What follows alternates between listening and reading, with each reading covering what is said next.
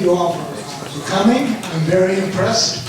You must have tremendous driving skills or a lot of luck, one or the other. Thanks. But I hope you have both on the way home. For those of you who don't know who I am, my name is Mike Brodd.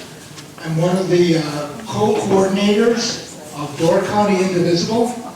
Judy Brodd over here, she's another one. Katie Dog is another one of our co-coordinators. And Pam Harvey-Jacobs from the Brussels area is also part of the group.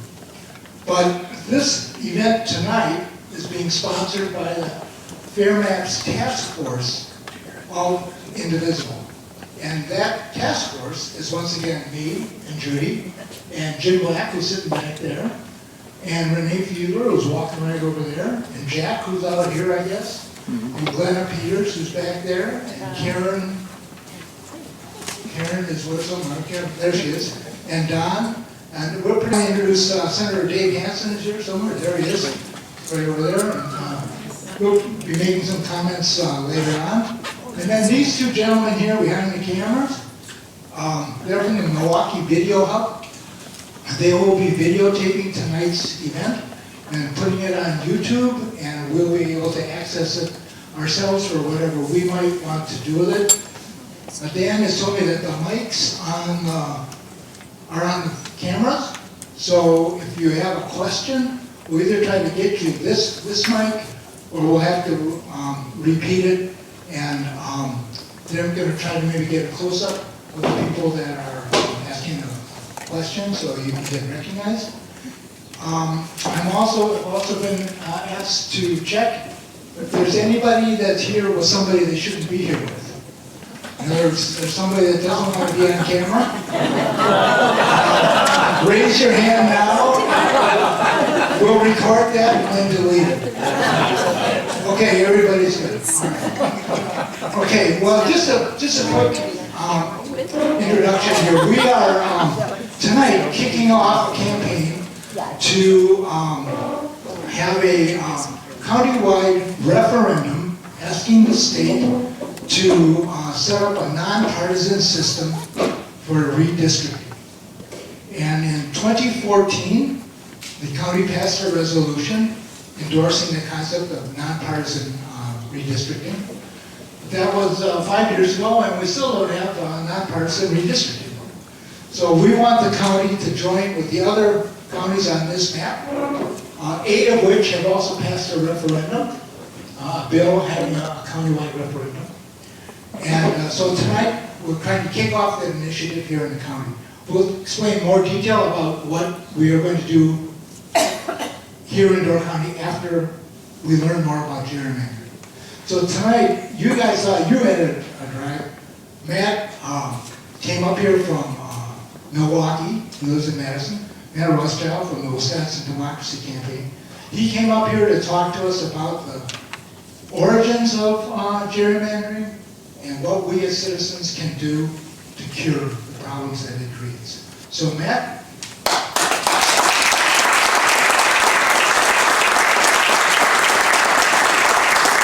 Thank you, Mike. I want to thank everyone for coming in the snow. I got up here before it started to snow because I was watching the weather forecast and said, I don't like driving in the snow. I don't know. I'm not the technique. All I can do is talk. It's not there.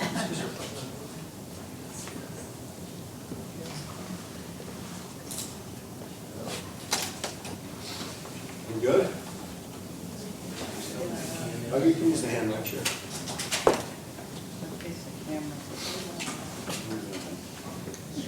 All right. How's this? Can you hear me? Yeah. Otherwise, I can yell too. I'm an old organizer. I got to salute Senator Hansen here, who's one of my heroes. He's been phenomenal on this issue.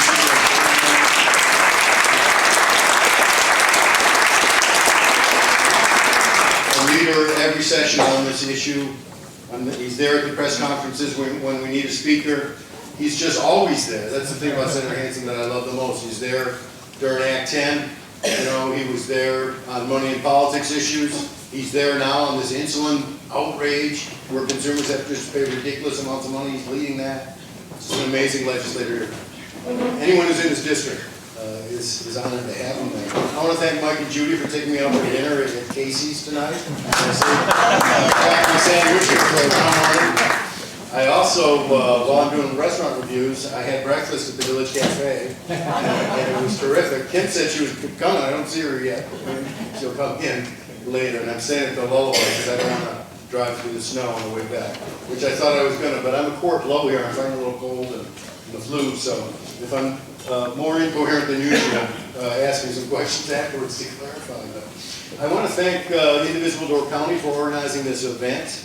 You know, it's grassroots activism that's been pushing the momentum on this issue of banning gerrymandering in the state, and it's an incredible amount of momentum. I mean, look at this map here. We got 48 counties, including Door County, whose county boards have passed resolutions that they want the legislature to ban gerrymandering once and for all. 48 out of 72, you don't need to get your calculator out, that's 2 out of 3.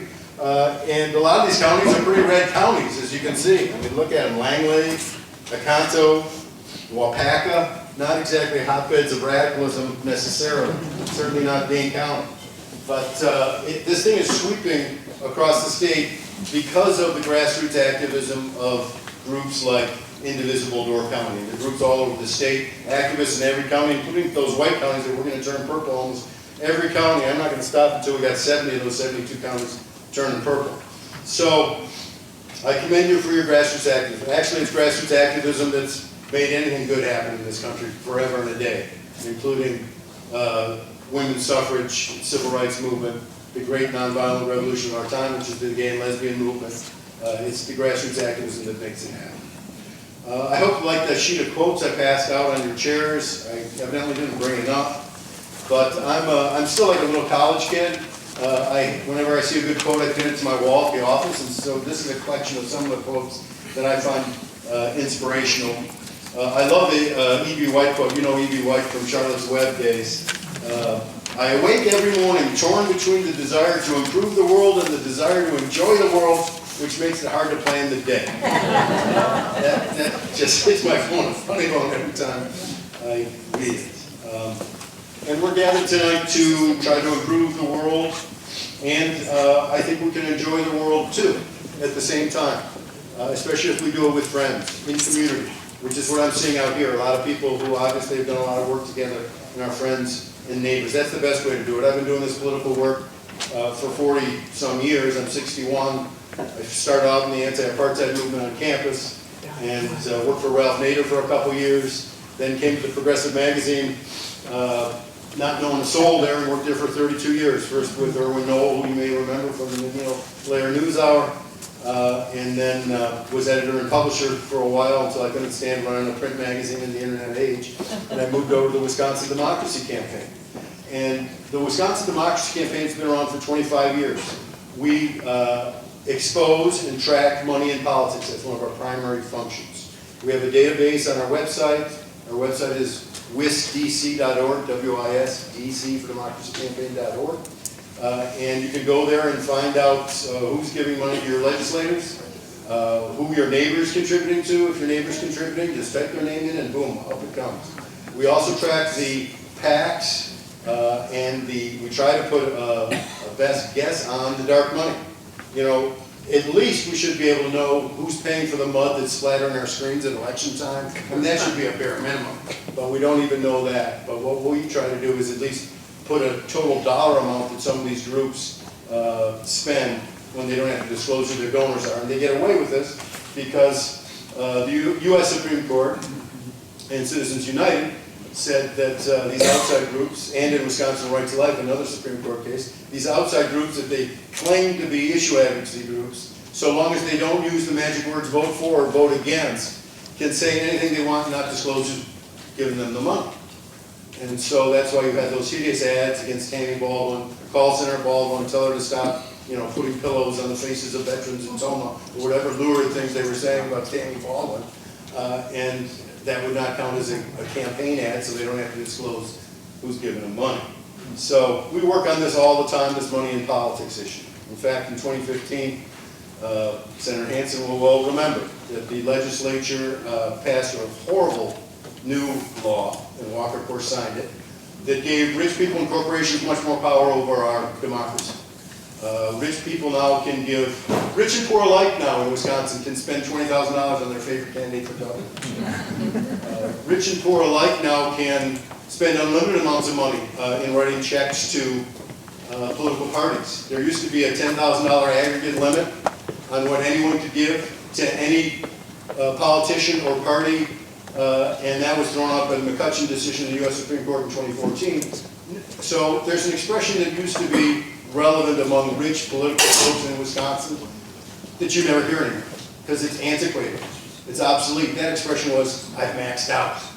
There's no way you can max out now if you're super rich. And the rich people used to like it because then a candidate that they really didn't want to give money to but felt guilty about, they could say, you know what, I'd love to help you, but I've maxed out. Well, they can't say that anymore because it's impossible to max out. You can give unlimited amounts of money to political parties right now. And so Diane Hendricks, the richest woman in Wisconsin, owner of ABC Supply down in Beloit, writes checks for $1 million to the Republican Party of Wisconsin. You don't even have to live in Wisconsin to write $1 million checks to the Republican Party of Wisconsin. Marlene Ricketts, the co-owner of the Chicago Cubs, lives in Lincoln, Nebraska, or Omaha, Nebraska. And she wrote $1 million check to the Republican Party of Wisconsin, and liberal philanthropists in Milwaukee. It goes both ways. Yeah. Write $1 million checks to the Democratic Party. And so you might say, well, if rich liberal folks are doing it, and rich conservative folks are doing it, it's all right. It probably doesn't equal out. Even if it equaled out, or even if Democrats gave more, our democracy is not supposed to be a tug of war between a handful of billionaires on the left and a handful of billionaires on the right. In our democracy, we're all supposed to have an equal tug on the rope. So that's the kind of reform work that we try to do at the Wisconsin Democracy Campaign, but we also have been, over the last few years, really throwing our energies into this movement to ban gerrymandering. And I want to talk about gerrymandering. You know, the word I didn't know before I came over to the Democracy Campaign, the derivation of the term gerrymandering. It dates back to the early 19th century where Governor Gerry, who was one of the founders and signers of the Declaration of Independence of the Constitution, became governor of Massachusetts, did a little bit of rigging of the maps of his own, drew a map that looked like a salamander, so people in Massachusetts combined Gary with salamander to get Gerrymander, and people not knowing his last name started to pronounce it with a hard G, and it became Gerrymander, and that's how it's been for the last 200 years. Gerrymander. And let me explain why gerrymandering is bad. It's bad, number one, because it's a rigging of the process. It's a rigging of the political process to help whichever political party is in power, just happens to be in power on those even years, even decade years. In 2000, 2010, 2020, our U.S. Constitution and our state constitution say after the census is taken on those even decade years, you've got to redraw the lines because people have moved, populations have changed, and you need to have a roughly equal number of people in each district. And when one political party is in charge, which has rarely happened in Wisconsin, but it happened in 2010, that party has tremendous power to rig a map in their favor. And actually the Democrats were totally in charge in 2009 and could have passed nonpartisan redistricting reform if they wanted to, but you know what? The arrogance of power is quite intoxicating. And they thought they were going to be in power again. And so they could rig the maps for the Democrats. And rigging maps is wrong whether it's Democrats doing it or Republicans doing it. And that's why I was hopeful in June when the U.S. Supreme Court had a perfect case to rule against partisan gerrymandering, because there was a case from Maryland where Democrats had rigged the maps terribly, and a case from North Carolina where Republicans had rigged the maps terribly. And of course, Wisconsin also had a case Democrats had filed after the 2011 gerrymander. That a federal court in Madison, and I was in the courtroom for a lot of the arguments, concluded that it was an unconstitutional gerrymander depriving Democrats in Wisconsin of their First Amendment rights to free speech and free assembly, and also their 14th Amendment rights to due process. That went to the U.S. Supreme Court. The U.S. Supreme Court a couple years ago kicked it back to the federal court, which was supposed to rule on it in July, but didn't because of the ruling that came in June in the Maryland and North Carolina case. And what was the ruling in June from Maryland and North Carolina? Well, here's Chief Justice Roberts. Chief Justice Roberts admitted on the one hand, and I'm going to give you a direct quote, that hyperpartisan gerrymandering is, this is the direct quote, incompatible with democratic principles. And then he said, and I'm going to give you an indirect quote, go away and don't ever come back. He said that no federal court, including the U.S. Supreme Court, will be open to anyone bring a partisan gerrymandering case. Our courts cannot be bothered with this. It's up to the states to solve it. And so we're going to try to solve it here. You know, we fought a war of independence over fair representation, and we don't have fair representation when you rig a map. We don't have an equal voice, because what happened in 2011 is, first of all, the Republicans hired a professor, political scientist from Oklahoma, of all places, to come to the Capitol. Actually, they didn't do it in the Capitol. You know, you're supposed to do the people's work in the people's house, and drawing the maps is the people's work. But they scurried away from the people's house into the glass bank across the street in the cushy law offices of Michael Bestman Friedrich, a conservative law firm, and they drew the maps with this Oklahoma political scientist in a room that became known as the map room. And the map room was a locked map room. You weren't allowed into the locked map room. The media wasn't allowed into the locked map room. Democrats sure weren't allowed into the locked map room. And Republicans who weren't in leadership weren't allowed into the locked map room unless they got keys from the speaker's young staffers. A couple young male, 25-year-old white guys who held the keys to the locked map room. And so if you're a Republican legislator not in leadership, you've got to ask the staffers to get in the locked map room to see what your new district looks like. And so if they got permission to go in, they'd go in, and they were allowed only to look at their own district. They couldn't look at the whole map. They could only look at their own district. And you know what? Before they could leave the locked map room, they had to sign an oath of secrecy. Isn't that unbelievable? That's not how our democracy is supposed to function. We're supposed to have our work by our elected officials done in public, not in locked map rooms where people have to sign oaths of secrecy. So here are some of the downsides of yeah. Well, and then they ran it through in 10 days. Boom. And there weren't public hearings. You know, it was just boom, boom, boom. Here's the maps. Goodbye. And you know, in a way, it makes the general election irrelevant for many of these state assembly and state senate seats that are totally rigged. And it leads to hyper-competitiveness. These safe districts lead to hyper-competitiveness. One of the tricks that they did in 2011, they did two things. One, they crammed as many Democrats into as few districts as possible, leaving more Republicans in the other districts so the Republicans could gain more seats even with the same number of votes. And the best example of that, this is a Senate district, but if you look at Racine and Kenosha, Racine and Kenosha Senate districts used to have the city of Racine go out here, the city of Kenosha, and then go out there. Those were two districts that were pretty competitive, tended to be Democratic, pretty competitive. What the Republicans did was, you know, cities are Democratic themselves. They push Racine, the city of Racine and the city of Kenosha together to make one uncompetitive Democratic district, and the other area, rural area, one uncompetitive Republican district. And so this lack of competition is a real serious problem. Because an elected official, if you're a Republican in the city of Racine and the city of Kenosha district, and you're a Democrat down there, you can really ignore Republican voters, because you don't need those Republican voters to get elected. And if you're the Republican in those rural areas, in that uncompetitive Republican-dominated district, you don't even need to listen to Democratic voters. And I'm hearing from constituents that some legislators these days aren't answering emails, they aren't getting back to you on your phone calls, they're just being unresponsive. And they can be unresponsive. It's being a bad legislator. But they can be that way if they want to, and so they are, a lot of them.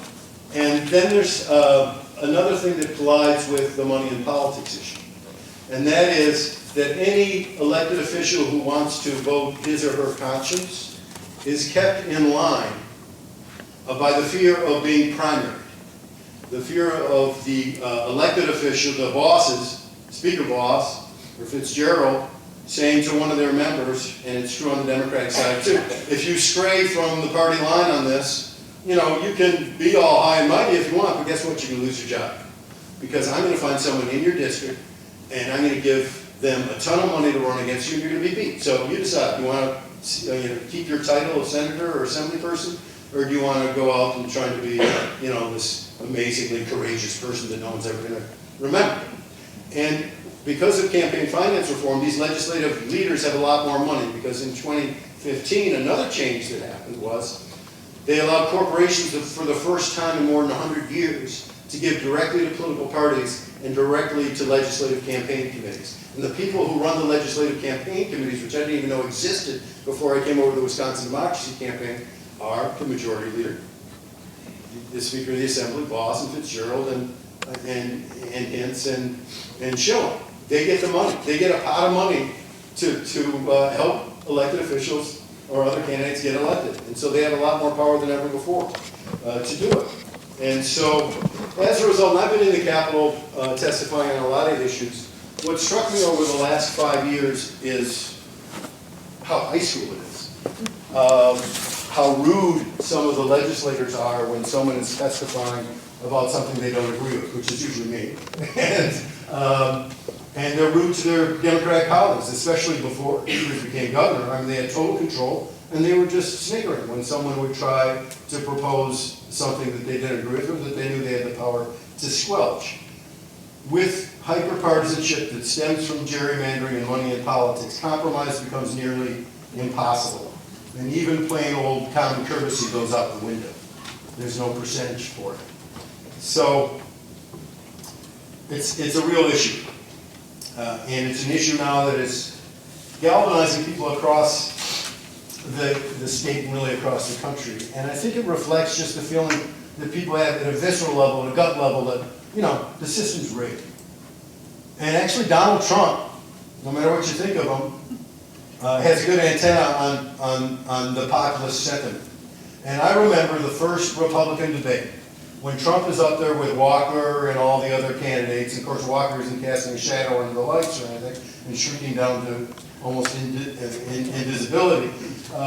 Trump says, you know, I've given money to most of these elected officials here, and when I call them up and ask for something, they do it. And then he said, the system's rigged. And I think people all over the country were walking, laughed at that, or clapped at that, or breathed a sigh that someone was finally telling the truth. Of course, he wasn't the only one. He stole that line from Elizabeth Warren. You can Google Elizabeth Warren and the adjective rigged, and you'll get a YouTube video, 5-minute YouTube video where she uses the adjective rigged about 20 times. And Bernie, of course, has been talking about the system being rigged, you know, at every Fighting Bob Fest I ever went to, and long before that. But, you know, Trump knew it and stole it, knows a good line when he steals it. So, that's, you know, one of the reasons this movement is gaining popularity. But let me just go back to the drawing of the maps in 2011 again. It was what happened to that locked map room? Well, this Oklahoma professor and the staffers looked at, they don't get to know how each one of you votes, but they can tell how a district voted, what the percentage of Democrats, what the percentage of voters in each district voted for Trump, or voted for Hillary, or voted for Senator Hansen, or voted for his opponent. And so they could take those districts and splinter them around. I told you how they grabbed the city of Kenosha and the city of Racine and pushed the Democrats together. They also did the opposite thing in Sheboygan, for instance, or in Marshfield. They split the cities. And so Marshfield doesn't have an elected official, and Sheboygan doesn't have an elected official.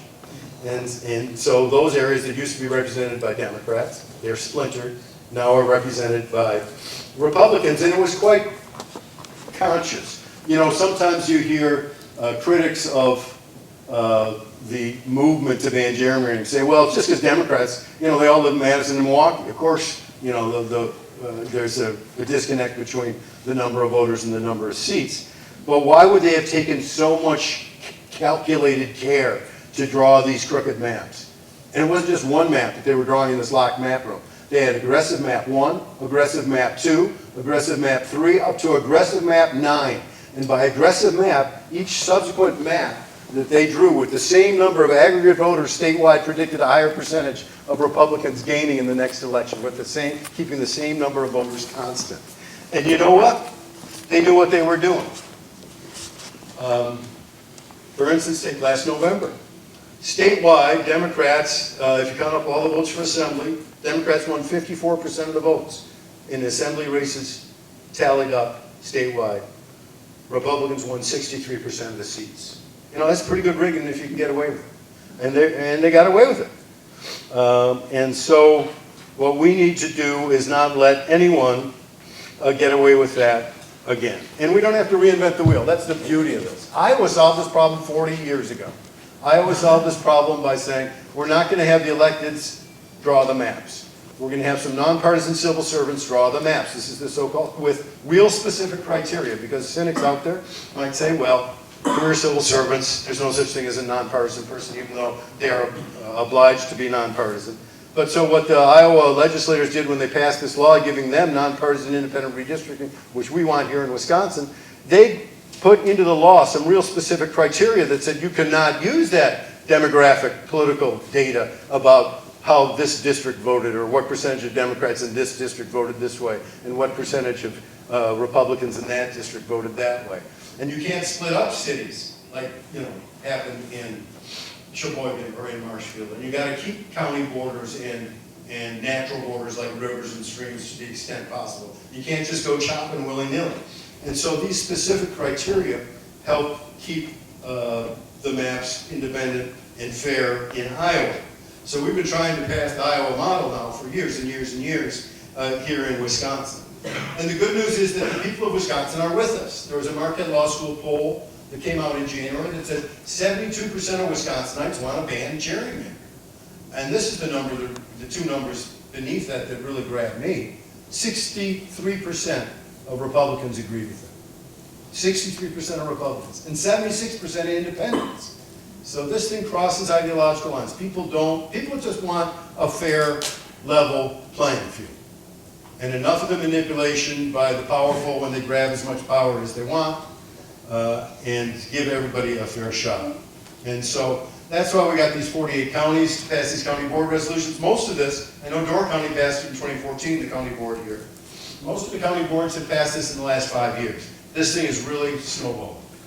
And last November, I think as Mike was saying, the voters in four more counties passed referendums.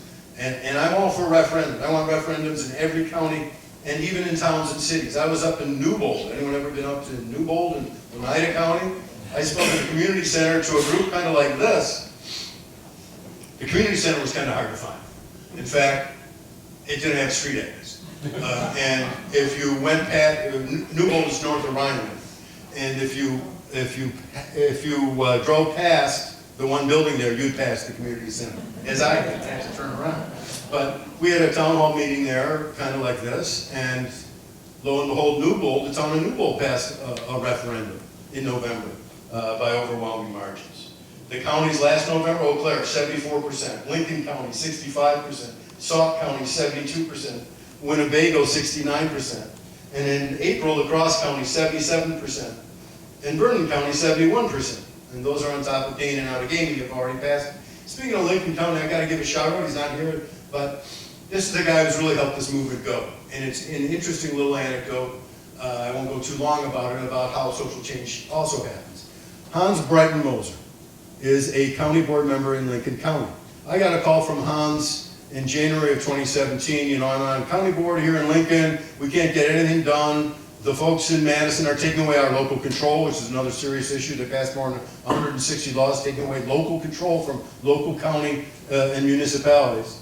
And I think it's because of gerrymandering. He said, but I don't know that much about it. I want to learn more about it. I want to pass a resolution at the board level. Can you help me? I said, sure, you called the right place. We drafted a resolution for him, and Jay Heck at Common Cause helped him out, and boom, he passed it in the county. And then he said, I'm not content just to have Lincoln County on this and Dane and Outagamie County on this. I want to pass it on, I want other, and Gore for that matter, I want other counties to come on board. So we started to talk to other county officials. He went to the Wisconsin Counties Association and was meeting in Wisconsin Dells of all places that August or September, and he got the County Board Association to pass by overwhelming margins a resolution to the state legislature. So the state legislature is beginning to get the word. And I was in Price County a couple weeks ago in Park Falls, I think is passing it too. But it would be great if Door County, if you right here can get it on the ballot, either for April or next November, this referendum. And we have a toolkit on our website at wisdc.org. You can just probably Google Wisconsin Democracy Campaign Gerrymandering Toolkit and you'll get it. It has specific language you can use for the county referendum if you need to find specific language. And you can always email me Rothschild, there's a silent S between the Roth and the Child, like the town near Stevens Point, Rothschild at wisdc.org, and we can hook you up too. Right now, in the state legislature, there are 2 bills to give us the Iowa model. Senator Hansen has introduced one, Senate Bill 288. And you should contact your state senators and tell them that you want them to sponsor Senate Bill 288. There's one in the Assembly, AB 303, was introduced by Robin Vining of Wauwatosa, and has 5 Republican co-sponsors now, which is 4 more than ever before. Todd Novak has been with us for a long time, and I like Todd, especially for doing this. But Joel Kitchens of Sturgeon Bay signed on to this, so he's waffling. So you should keep the heat on him and tell him that it's really important, and it's not because everyone's in Milwaukee and Madison like he was suggesting at some public meeting he was at. Travis Tranel, who represents Platteville, Lauren Oldenburg, who's also in the southwest corner of the state, and Representative Mersa up here up north, near Wausau, all have signed on to this. So this is a really hopeful sign. And I have it on good authority that Robin Boss said 4 and no more. We'll let 4 of you stray onto this gerrymandering bandwagon, but I don't want any more. And Representative Mercer just jumped on too. And I understand that there are a dozen more Republicans that would like to, but they're scared of the little speaker. And so that's an issue. Representative Diane Hesselbein also has a bill for amending the state constitution to require nonpartisan redistricting. I don't have a bill number on that. That's a long process. All of these things are long processes. Actually, I think we're in a 1 to 5 year process here, and we're going to win within 5 years. But it maybe we'll win in 2020. It maybe we'll win in 2022. It maybe we'll win in 2024. But when the overwhelming number of people in Wisconsin express themselves forcefully on an issue and tell an elected official, and we have pledge cards that we want you to sign, or I can get you to sign, to say that you're only going to support candidates who pledge to ban gerrymandering in Wisconsin. At some point, even Robin Boss is going to have to change his mind or risk losing his seat. And so that's a language that electeds understand, and that's how we're going to get this done. I can go into greater detail about what's likely to happen up ahead. But mostly I just want to say I'm grateful for your activism on this issue. We've got to get fair maps. Fighting Bob Follett said 100 years ago, the cure for the ills of democracy is more democracy. So let's take the cure. Thanks very much.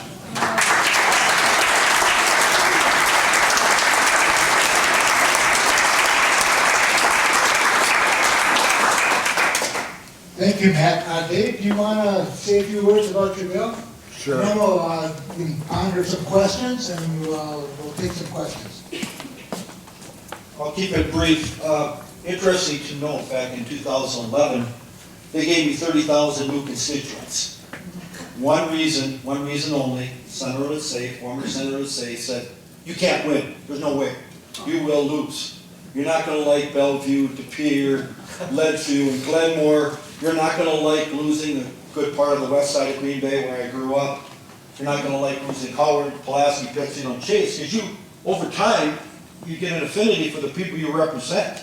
Then all of a sudden I have 30,000 new constituents. One of the sadder things I think with gerrymandered districts, we had a bill last week, a couple of bills, common sense, gun reform, background checks, and the red flag law.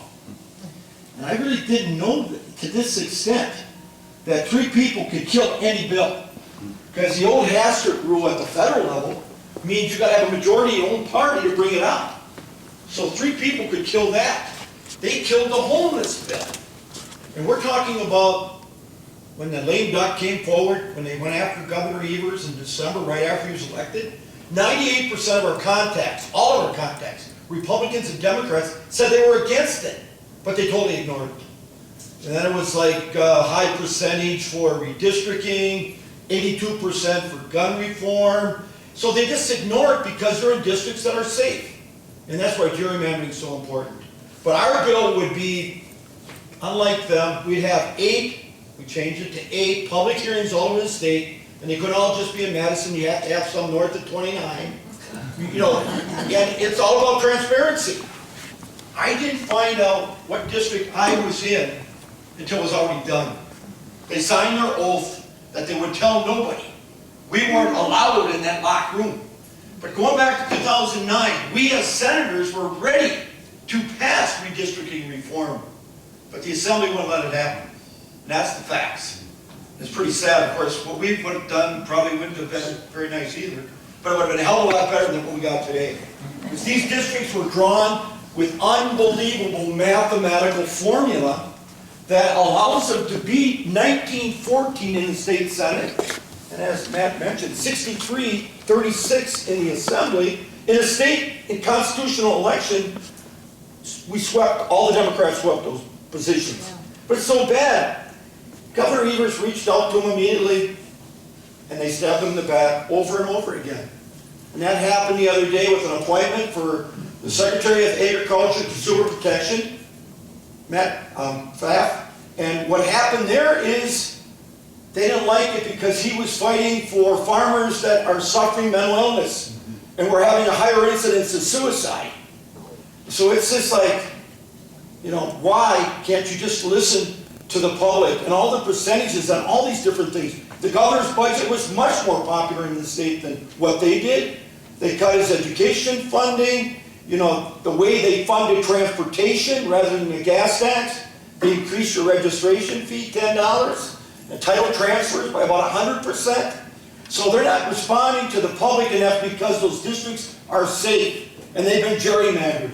And don't think for 1 minute any of them are moderate anymore because they are afraid of the next election. And there was an assemblyman very close to where he lives here. He was quoted at one of the meetings. It was convenient for him to take and sign on to a bill. I'm okay with that. But it's more than just convenience. It's about doing the right thing for the public. And it's high time we get our government back and we get back to one person, one vote. We just don't have it anymore. And that's pretty sad. I'm in my 19th year. And as I said, Frank said I couldn't win, but we have kept winning. And it's been a challenge. I think in any competitive Democratic race, and I'm in a 48% Democratic district, 52% Republican, I won by 1,500 votes. That was the biggest plurality. It did have a lot to do, and this is kind of off the subject, but it was a movement that Donald Trump started. People believed his yes over and over again. That, and I like Wellstone's quote, politics is not about power, Trump. Politics is not about money, Donald Trump. Politics is about doing good for people. And we just don't see that anymore. And as I said, we were there ready to go on Thursday for a special session on guns. We were all there. And he came in, he didn't tell us when he was going to be in. We were there at 2 when he could have been called. He showed up at 8 o'clock all by himself and gabbled in and gabbled out. And Robin did the same thing. The one thing you learn in the legislature, the power of the leader. If he doesn't want to vote on an issue, dark store, very, very popular with the public. Because the dark store means Menards and other companies can be compared to a dead store, and you and I got to pay more taxes. But they won't even bring it to a vote. They table it. Because WMC has a lot of power. That's why change must happen. We got to get more balance in government. And it's a challenge for me to be here today, because that feels a little sick. But thank you for being here. Thank you for caring. And may you carry on this issue.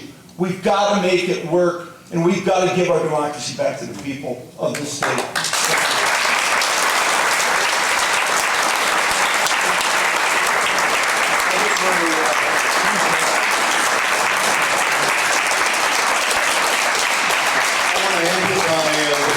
Dave Hansen said, I mean, what kind of a democracy is it really when the people want something, the people don't get it?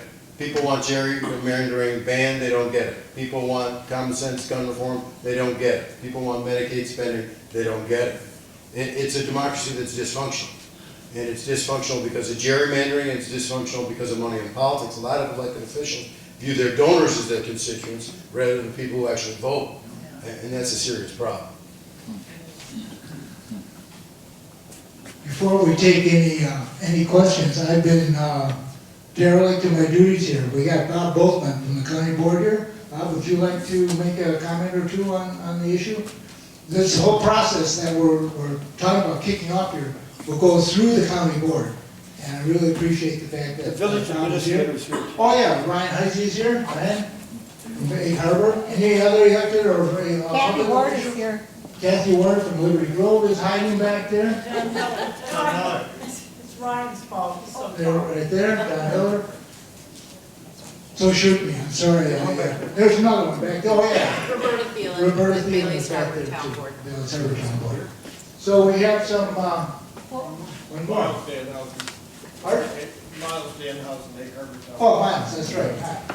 So, that's great that we have elected officials here that are, going to carry the message back to their own body, and we're gonna get some change. So do we have any, questions here before we, proceed? Sivan? Question about an impartial board that would be the people that decide the voting districts. What are their credentials? How are they put into place? And then I have another question after you ask that. Well, so it'd be the Legislative Reference Bureau, who are nonpartisan civil servants right now who write up information on the laws that are being proposed and everything. And they'd be the ones who draw the maps.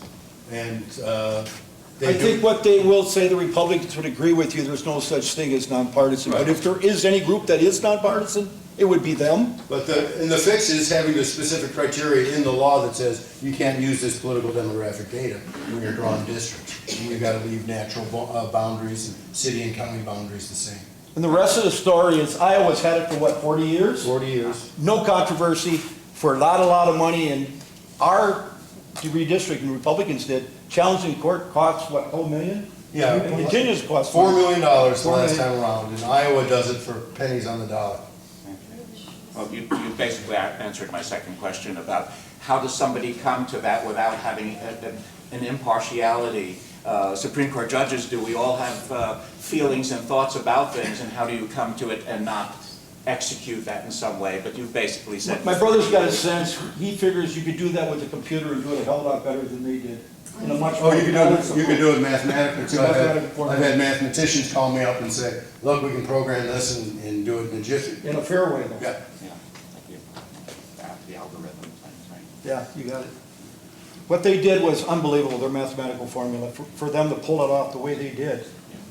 Outside Also- of the building was incredible. And they can draw a gerrymandered district that doesn't look like a salamander. I mean, they can be that clever.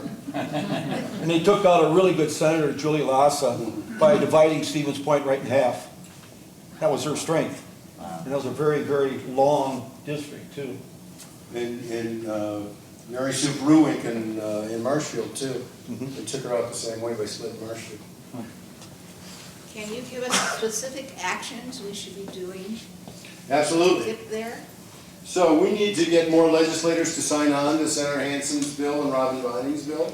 So you should contact your legislators and ask them to sign on to those bills again. And do you want me to give you the numbers again? I do. What's your Senate bill number, Senator? 38. And the Assembly bill is AB 303. Sadly, no Republican senators have signed on. We're still at 0. The power of Scott Fitzgerald, the majority leader, who will not be there, he is running for Congress in a very gerrymandered, safe district. And if anyone is in Senator Coles' district, please urge him to sign on because he knows better on this. And also ask your legislators to hold a hearing, for God's sake. Hold a hearing on these bills. Even if you got the power to say no, hold a hearing. Let the people hear and testify on these issues.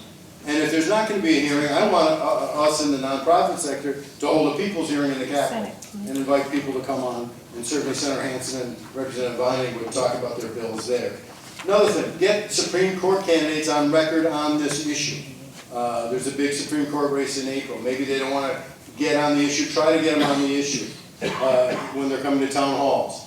If they're going to do the usual cop-out, which is, well, this may come before us, so we shouldn't take a position on, ask them if they respect court precedents. Because there was a court case back in the early 1960s that said, actually, the governor has a veto right on gerrymandering plans. The governor can sign it or veto it. There's a rumor floating around in the Capitol that the Republicans are going to pass something called a joint resolution, which doesn't go to the governor's desk. This would be an end around Evers. Evers wouldn't get a chance to veto it. They'll pass a joint resolution and rig the maps again that way. And I have no doubt, they're going to, if the Assembly is still in Republican control, and the Senate in Republican control after the 2020 election, they're going to rig the maps again. And they're going to try to run to the state Supreme Court, which is also rigged, and get those maps ratified. So we need to put pressure on the state Supreme Court candidates and have a big turnout April 7th. And then I just think these county resolutions and referendums are really important. And not just, I would like to see Egg Harbor, I'd like to see Sturgeon Bay, I'd like to see Sister Bay. The towns pass, put a referendum on your ballot and let the citizens of your towns do it. And so the more and more that the people get to express themselves, the stronger this movement is going to be. Get candidates to sign pledges, voters to sign pledge cards, big turnout in November, those are things we can all do. And, I'm on the board of a group called Wisconsin Voices down in Milwaukee, which is an umbrella group of about 60 nonprofit pro-democracy groups, League of Women Voters, Common Cause, Citizen Action, Wisconsin Democracy Campaign, etc. And some really good groups down in Milwaukee that are doing a tremendous job registering and engaging new voters. And I think it's really important to have a huge Wisconsin turnout in April and in November. Wisconsin's known for having one of the highest turnouts in the country, and we should shatter that. I'm looking for 75% next November. So I think that's some specific things we all can do. Just to follow up on that, there was some sheets that were handed out to people. I have more here called Wisconsin Voters Deserve Fair Maps, and talking points on the back says what you can do. And Senator Hansen's email address, and Kitchen's email address, and Representative, I think he's really Senator Strobel, isn't it? Senator Strobel. Yeah. Anyway, all that information, the name of the bill, that's all on the back of the sheet. So please take one of these. And Bob? Thank you. I want to add to the list, and that is that I hope several of you in this room will consider taking out papers to run for office. Papers, you can start taking papers out December 1st. You have a month to get 20 signatures, well, depending on, but all of our districts are small, papers just be 20. So I think that's another really important thing. Just for example, on county board, we have 21 county board seats, and they're up for election every 2 years. So next April, all 21 of us are up for election. 2 years ago, only 4 of those races were contested. Okay, that's kind of pathetic, folks. Let's get on the ballot. Let's make primaries happen. Let's it's not that hard. I'm new at this. I don't know what I'm doing. You know what I mean? But we learn as we go, and we bring our passion, and I encourage you all to do that, because you're here, you brave the snow. We need more people on town and county boards. Good point, very good point. And let me just add on to that, contact your county board member. Find out where the county board member stands on this question of whether there should be a referendum in Door County. And if they're not in favor of it, either you run against them or find someone to run against them, because we got to get this done. To that point, we have a petition. Bear with me. We have a petition. Some of you maybe saw out here in the lobby. We're looking for people to sign the petition, which we will show to the county board. People that want to have a fair maps resolution, a referendum. And we have opportunities for you to take a petition and circulate it, and get your neighbors to sign it, and then turn it in to me. My address is down there, and then we'll have all of those to bring to the county board to show the depth of support for the. What numbers do you need to make a referendum? Well, we need to have a majority of the county board members pass a resolution authorizing a referendum. So that the more people on the petition will influence. We need to influence Bob. And actually, I have a question. Okay, so I have a question about that. And again, being new to county board, I was just newly elected this last time. I am going to take papers out again. So if you're in District 19, you can stay home. No, I'm kidding. Actually, I hope there's an election. There needs to be elections. There's too many uncontested elections. Anyway, trying to learn how the system works.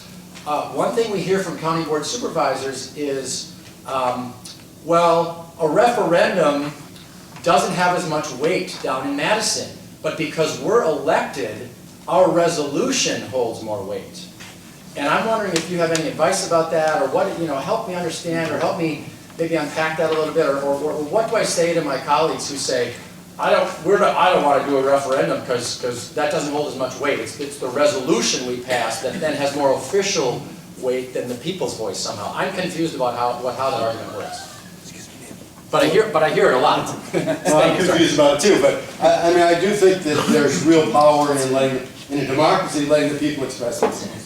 And if it's coming in at 75, 80% in favor, Robin Boss can only say so long, I don't care what the polls say, or I don't care what the referendums say, and, or Fitzgerald say on marijuana, no, I'm not for it, whatever.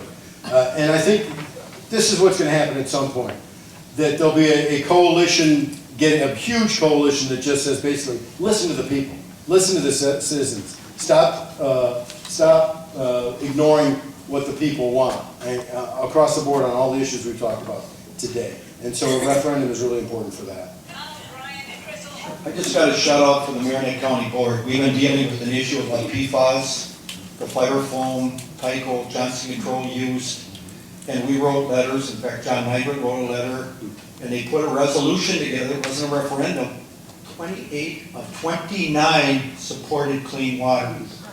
So it's either way, but I think that was very profound that they were able to do that. Pretty conservative. They're concerned about their drinking water because there's contaminated wells.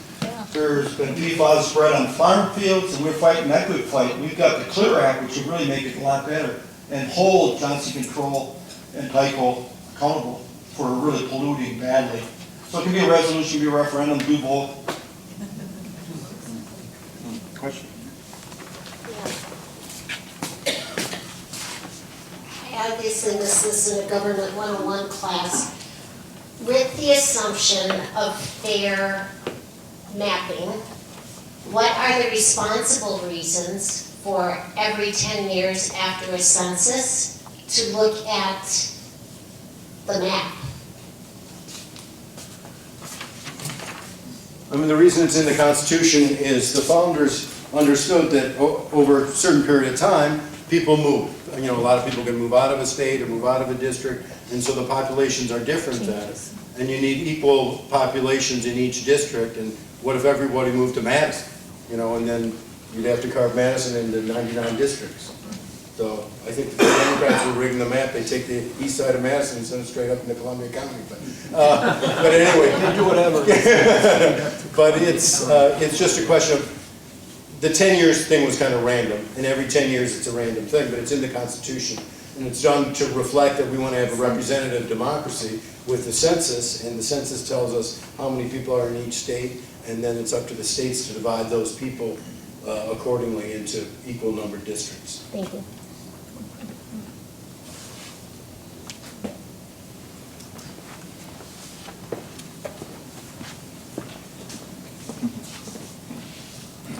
So, no more questions?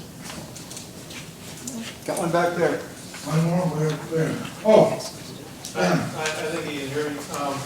Wisconsin Institute for Law and Liberty is filing suit against the Wisconsin Election Commission, I think, and if they win, 234,000 Wisconsin voters who they claim their addresses aren't current will have to re-register to vote. So it's something to watch.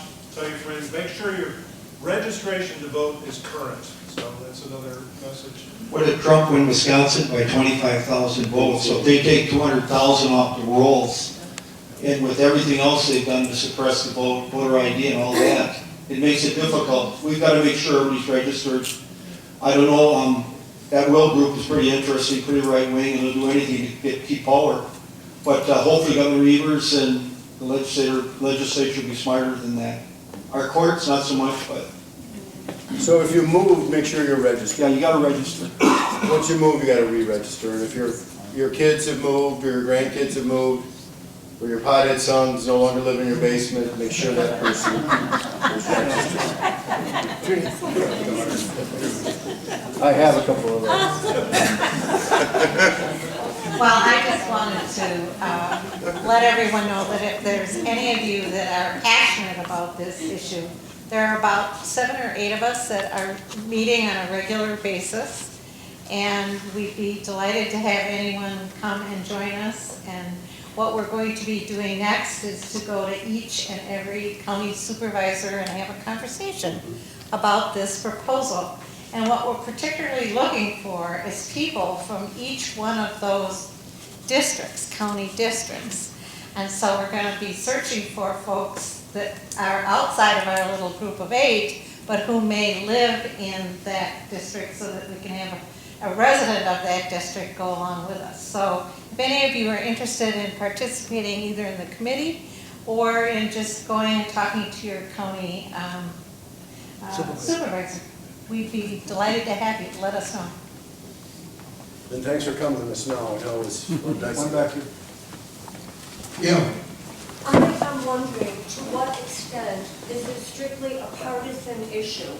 And the reason I'm confused is that I understood Matt to recite some statistics that indicated that there is a significant percentage of voters, bipartisan, who support this, this bill in the Senate.